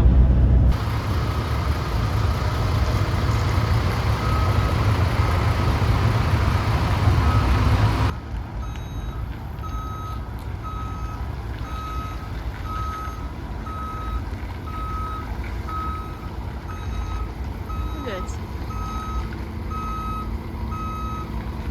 Близко так. Но чувак говорит, что все норм.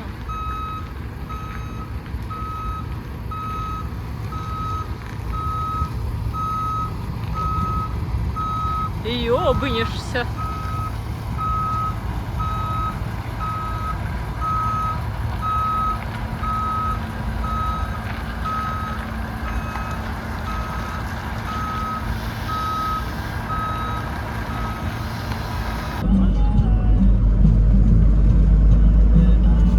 Все достаточно.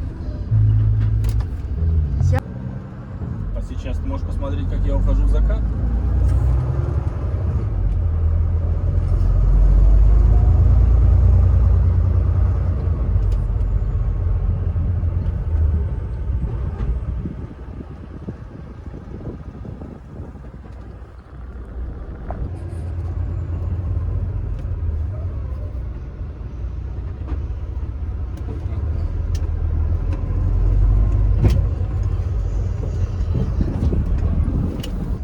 Воин дракона идет домой.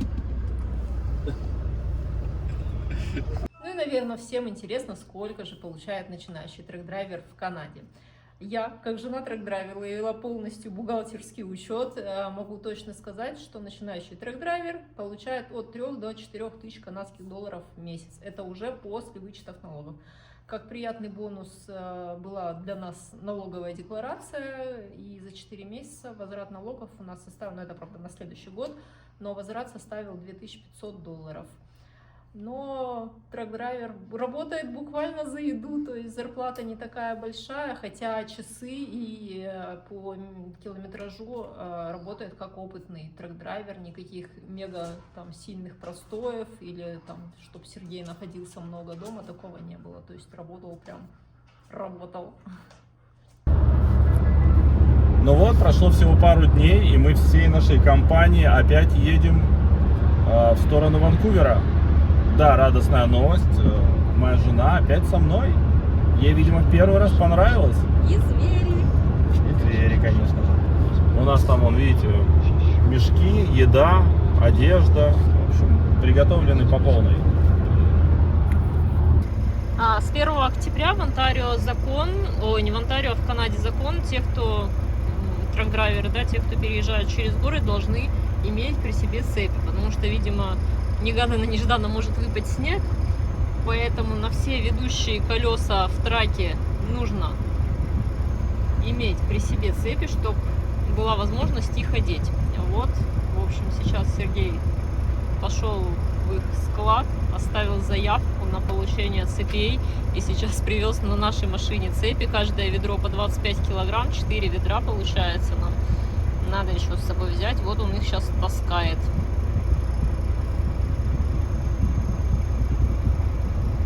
Наша первая поломка.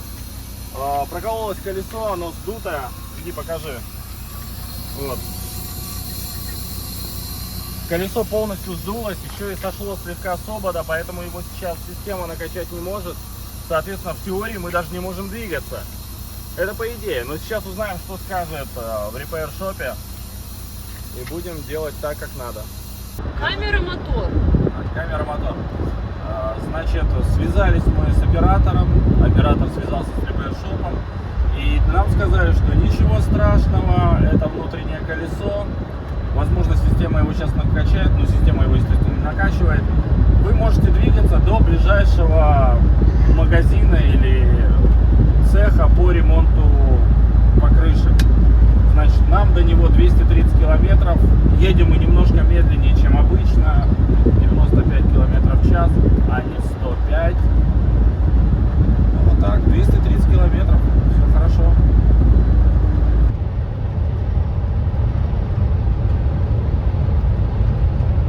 В общем, друзья, случилось чудо. Это не шутка.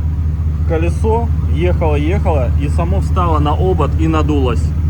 Но здесь меня ждал еще один сюрприз. Видите, это гвоздь на соседнем колесе. То есть оно пока не спускает, но все может быть. Так, заехали в Тандербэй. Здесь нужно найти мастерскую. Так, все еще ищем магазин шин. Едем по бизнес-району. Видать, вот это вот местные бизнесмены.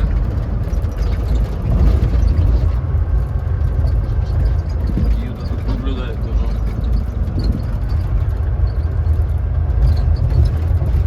Так, а вот мы уже и подъезжаем. Видите название Калтайр. Видимо, именно так товарищи пытаются сказать, что у них не очень хорошие шины. Наверное. Пока я сижу в машине, вон там товарищ делает мое колесо и проверяет второе. Чувствую себя бездельником. Нас уже почти сделали. Да, похоже, он вот уже собрал инструменты там у колеса. Так что все готово, можно ехать, наверное. Сейчас что-нибудь подпишем или просто мило посмотрим и скажем пока. Вот такая погода, туман, немножко дождь. Выехали мы в 7 утра по местному времени, по 8 часов по Онтарио, и хотелось бы сохранять такой темп. Первая остановка у нас в Реджайне, через 400 километров. Там получится сходить умыться, заправиться и двинемся дальше. Сегодня план доехать до Калгари. Дал с минуту, но видя, что никто не продолжает разговор, День третий, мы едем и слушаем аудиокнигу. Вышел на середину улицы, снял шляпу и обратился к В Доминику. этот раз королева Марго. Все. Мы явились не для убийства.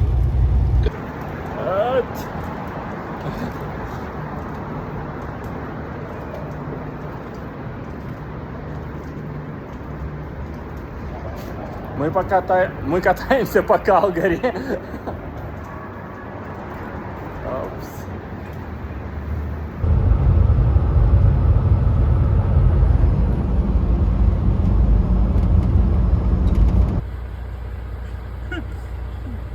Я воронов привлекаю. Цыпа, цыпа, цыпа. На мясо ловим воронов, чтобы показать, какие они тут большие, смоляные. Это что, ничьи? Да, ничьи. Юта, ничьи козы! Стоят. Там же стоял как статуя. Она не видела.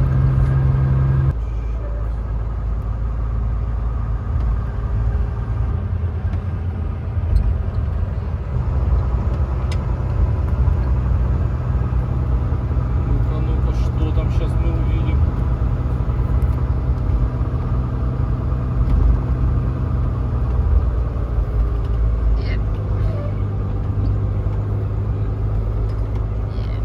Чувак, видел вообще 30 километров в час ограничения? Видел, как он несется? Мгм.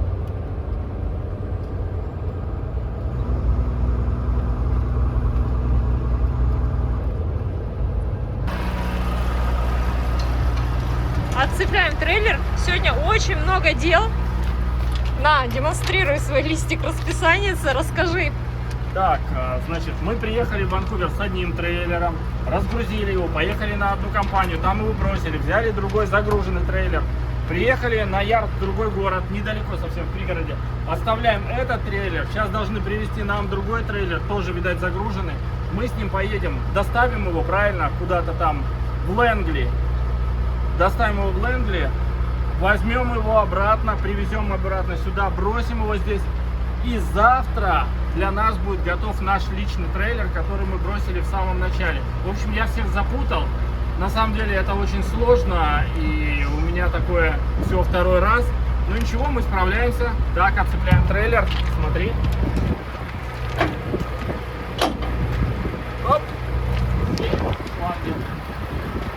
мне не надо.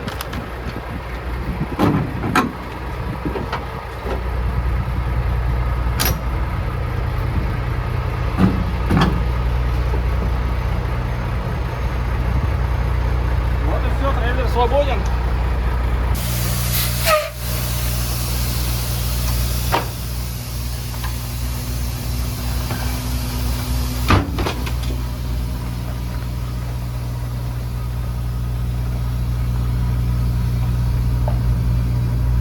Время хороших новостей. Я уволился из компании Highlight. Причиной тому было, во-первых, компания не доплачивала по 200-300 миль с каждого рейса. Второе, по контракту они должны были мне оплачивать простой без груза. И, к примеру, у меня был простой в 4 дня без груза в городе Калгари, а когда я приехал, увидел расчет, оказалось, что мне заплатили всего $75. Я спросил, где все остальные деньги, они сказали, мы эту оплату отменили, теперь платим только за первые сутки $75, остальное ты стоишь бесплатно, сколько хочешь. И бывает, люди стоят по 10 дней. Вот. Последней же каплей было то, что я получил письмо, где компания говорила, в связи с сложной ситуацией на рынке мы понижаем зарплату трак-драйверов. Такое письмо получил каждый трак-драйвер компании Highlight, нас больше 700 человек, но никто не предполагал, что зарплату понизят задним числом. То есть, когда мы приехали и получили расчет за предыдущий месяц, оказалось, что расценку уже порезали. Ну и, собственно говоря, я, уволился. Что будет дальше, непонятно, но всегда у нас есть план Б, а у Инны еще и С. Важная особенность, а точнее необходимость для работы трак-драйвера в Канаде — это наличие американской визы. И именно поэтому мы ждали и дождались, мы ждали больше полугода. И завтра у нас в Калгари собеседование на американскую визу. Поэтому сегодня выезжаем. Поехали, будет интересно. Так, там Торонто, это станция Мимихо. Оставили машину на парковке. Сейчас поедем на электричке до аэропорта. Нет, не до аэропорта, мы на Union Station едем. Мы на Union Station едем, потом там придем пешком до парома, паром перевезет нас в аэропорт, и с аэропорта полетим. Но это как бы не точно, это предположения у нас такие.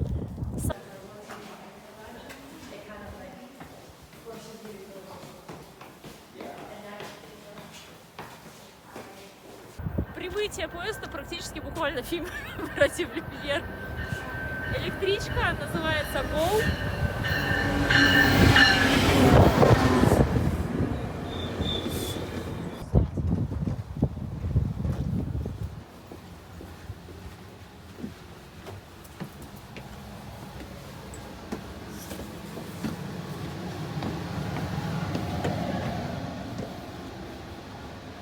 А Торонто с какой стороны? С этой? Да. Садимся. Прыгай. Как ты большая. Подъезжаем на Union Station. Небоскреба.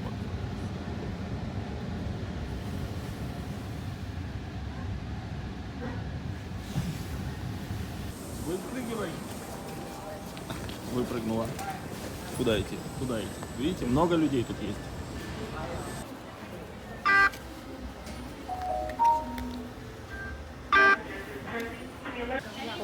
Все нормально? Мяч в воротах? А это значит, мы на Union Station. Очень большая станция. Сюда приезжают как местные электрички, так и международные поезда, а также автобусы. Ну и вообще старая красивая станция. Прямо в центре. Да. Ну и, соответственно, она очень большая. Тут огромные переходы по несколько сот метров. Вообще в Торонто один из самых больших подземных городов. Это куча домов, парковок, торговых центров, связанных между собой подземными переходами, туннелями. Короче, у нас еще есть в планах как-нибудь погулять по подземному городу Торонто. Ну, подземный город, надо понимать, это вот такой. Мы уже вышли из этого подземного чрева. Маська, покажись. Да, вышли, нас выплюнуло. И вот сюда, короче, не видно, вон там эта башня, мы прямо у ее основания. Да. А вот аквариум канадский. Тоже прямо здесь. Там, наверное, замороженная рыба. Так, а пока мы только отошли от, значит, башни, и вот уже подходим к музею. Железнодорожному музею. Да, железнодорожный музей. Старые поезда всех, наверное, эпох. И вагонов чуть-чуть. Очень красиво и интересно.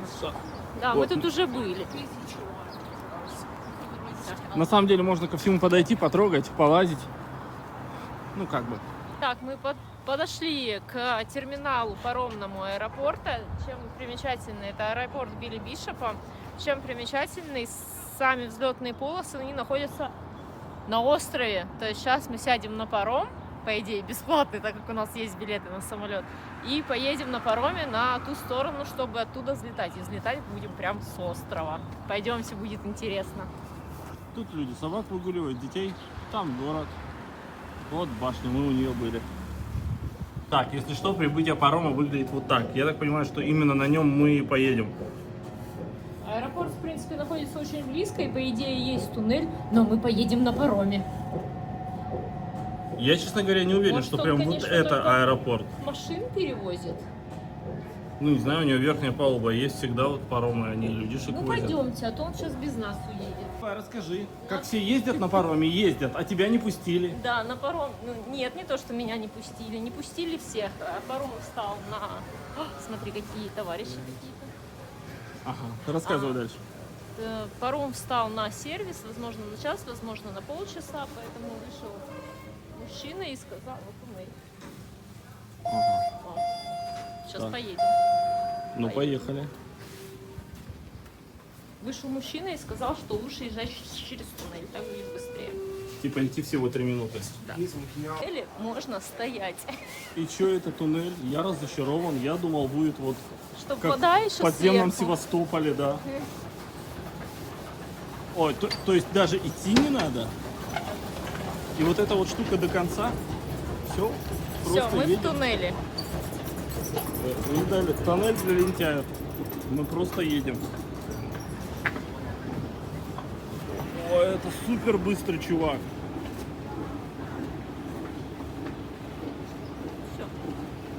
До Калгари сейчас будем лететь с одной пересадкой. Сейчас мы летим до Оттавы. Лететь туда всего 1 час. И самолет у нас, внимание, на 38 мест. В моем представлении самолет на 38 мест должен выглядеть вот так. А по заявлению Сережки, последний раз, когда он летал с самолетом в такой вместимости, стюардесса была в пальто. Поэтому, ну, нет, мы посмотрели обзор. У нас вроде самолет хороший, он прям как такой джет с удобными сиденьями. В общем, посмотрим, что будет. Итак, мы находимся в аэропорту имени Билли Бишопа. Билли Бишоп – это мастер-ас авиации времен Первой мировой войны и маршал авиации Второй мировой войны. Аэропорт был построен в 1939 году. Нет, в 1930 он году был построен и задумывался вообще как главный аэропорт города Торонто. Расположен он, кстати, на острове Торонто, в городе Торонто. Изначально задумывался как главный аэропорт города, но после того, как был построен аэропорт в городе Милтон, ныне, который Пирсон, и который стал центральным аэропортом, здесь даже ходили предложения о закрытии данного аэропорта, но потом путем трехстороннего соглашения между всякими корпорациями было достигнуто соглашение, что он остается и переходит в разряд региональных рейсов для малой авиации, а также санитарной авиации. С 2003 года активно используются авиалиниями Портер, на которых мы, кстати, летим. Ага, так, из примечательного, что еще в этом аэропорту? Здесь не только взлетные полосы для самолетов, но и на воде тут для гидросамолетов тоже свой мини-стоянка и мини-аэропорт. Так что здесь приземляются самолеты. А последний несчастный случай был всего в 93 году, что не может не радовать. С 93 года ни одного происшествия. А, кстати, в 47 году здесь был разрушен дирижабль. А вот, собственно, мы идем уже на посадку. Вот там самолетики. Тут Инна. Идем по такому длинному коридору к нашему гейту. О, это его опрыскивают специально антиобледенительной штукой, называется спирт. Вот так вот просто по ступенькам такой трап, не настоящий. Он тоже с винтами. Блин, это турбовинтовой, идти колотить, я ж так не хотел. И в конкурсе «Самый невезучий пассажир» побеждает Инна, потому что у всех есть окно, а у Инны нету. А место возле окна. Итак, мы приземлились, прилетели вот на этом самолете. Прилетели мы в Оттаву, столицу Канады. Что примечательно, канадцы называют ее Оттава. Кто бы знал бы? А мы пойдем искать Subway, наверное, или пиццерию. А вот мы уже и в аэропорту. Аэропорт самый обычный, ничего примечательного. А у меня самые крутые новости. Значит, мы прождали, наш рейс перенесли на 3 часа, мы прождали 3 часа, и потом объявили, что рейс отменяется, и вообще никаких рейсов до утра не будет, и вообще до завтрашнего вечера, или вообще до послезавтра. И сказали, ну все свободны, всем спасибо, молодцы, что приехали в Оттаву.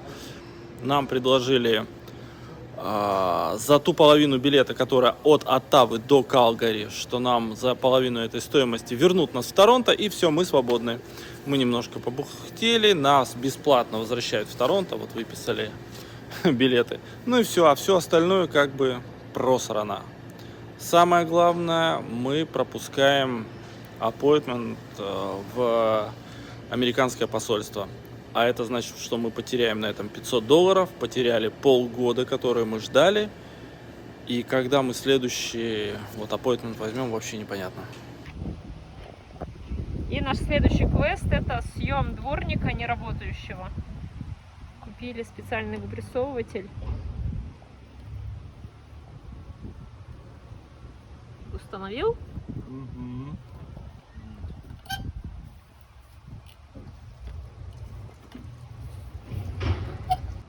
Так, результат. Дворник на месте, стоит плотно, хорошо, съемник сломан. Из хороших новостей только то, что я сильный.